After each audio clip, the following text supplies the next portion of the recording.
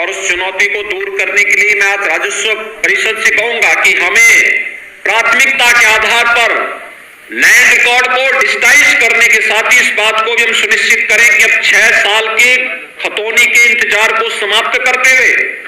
हम इस बात को सुनिश्चित करें कि जब किसी व्यक्ति के द्वारा कोई जमीन बेची जा रही है उसी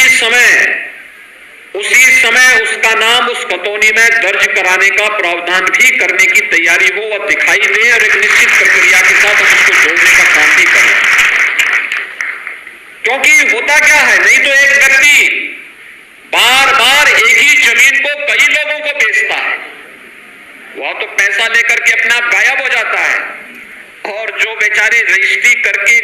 कागज लेके बैठे रहते हैं कि जमीन हमारी बदला का कोई दूसरा ही व्यक्ति कब्जा करने के लिए गया, फिर उसमें विवाद होता है और कानून व्यवस्था की समस्या हमारे सामने खड़ी होती है। इसको हर हाल में रोकना पड़ेगा और इसलिए यह व्यवस्था प्रदेश के अंदर लागू करने का कार्य हमें एक समय सीमा के अंदर करना ही होगा,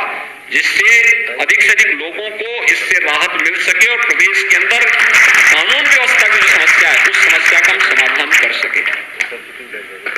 रजिस्ट्री विभाग को भी, स्टैंप एंड रजिस्ट्रेशन विभाग को राजस्व विभाग के साथ मिलकर के एक व्यवस्था सुनिश्चित करनी होगी कि किसी जमीन की रजिस्ट्री करने के पहले हम इस बात की सच्चाई जाने कि जमीन इसके नाम पे है या नहीं है। खतौनी में हम उसको देखें, अगर है तो रजिस्ट्री करें, नहीं है तो फिर अगर वह व्यक्ति गलत कर रहा है तो पुलिस को बुला करके उसको थोड़ा पुलिस के हाथों भी कर देना चाहिए, जिससे पुलिस उसकी कायदे से उसको कुछ और उखाड़ दे सके। ये व्यवस्था हमें उसके साथ जोड़नी होगी। मैं मानता हूं आधे से अधिक समस्या का समाधान इससे अपने आप हो जाएगा और विवाद का समाधान हो जाएगा। हम लोग कहीं जाते हैं, जनता दर्शन के कार्यक्रम में देखते हैं, आधे से अधिक समस्या राजस्व से जुड़ी हुई और पुलिस से जुड़ी हुई होती है, और वहां भी इन छोटी छोटी समस्याओं को लेकर के जहां पे एक व्यक्ति की नियत खराब हुई, वह किसी के साथ भी धोखा करने के लिए उतावला होता हुआ दिखाई देता है, और इस धोखाधड़ी से हमें मुक्त करना पड़ेगा प्रत्येक व्यक्ति को। और अन्यथा इसकी चपेट में ज्यादातर सरकारी कर्मचारी और सरकारी अधिकारी आते हैं। जब तक नौकरी सरकार का वेतन मिल रहा है तब तक उनकी सेहत पे कोई असर नहीं पड़ता, लेकिन सरकारी वेतन जैसे समाप्त होता है तब वो अपनी जमीन पे कब्जा करने के लिए जाते हैं। पता लगा पहले कोई दबंग वहां बैठा हुआ है, और फिर उसके बाद वह फिर कार्यालयों का चक्कर, जो इतना चक्कर उन्होंने लगवाए उतने चक्कर उनको भी लगाने पड़ते हैं। इसलिए अभी से व्यवस्था कर लें कि आपके रिटायरमेंट होने के पहले हम पहले गरीब को न्याय दे देंगे तो आपको भी न्याय अपने आप मिल जाएगा। उस बात की व्यवस्था हम सुनिश्चित करेंगे। दूसरा, वरासत से जुड़ी हुई समस्याओं का समाधान भी एक निश्चित समय सीमा के अंदर ऑटो मोड पर होता हुआ दिखाई देना चाहिए।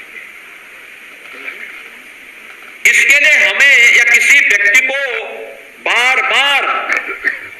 कानून को तहसीलदार, नायब तहसीलदार, तहसीलदार या फिर तहसीलों के चक्कर लगाने की नौबत नहीं आनी चाहिए।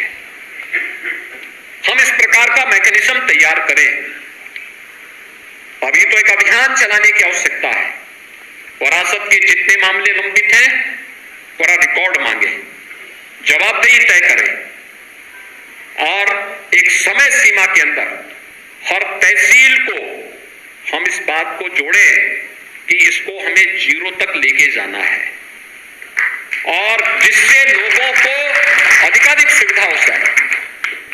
पैमाइश से जुड़ी हुई समस्या का समाधान भी हम लोग एक समय सीमा के अंदर कर लें, कोई पेंडिंग नहीं रहेगी। अगर ये राजस्व से जुड़ी हुई समस्याओं का समाधान हो जाता है तो अपराध में आधी से अधिक कमी हो जाती है, और अपराध में कमी होती है तो हम प्रदेश के अंदर जिस कार्य में अनावश्यक समय खर्च करना पड़ता है उस समय का उपयोग हम किसी अन्य रचनात्मक कार्य के साथ करेंगे तो प्रदेश विकास के पथ पर अग्रसर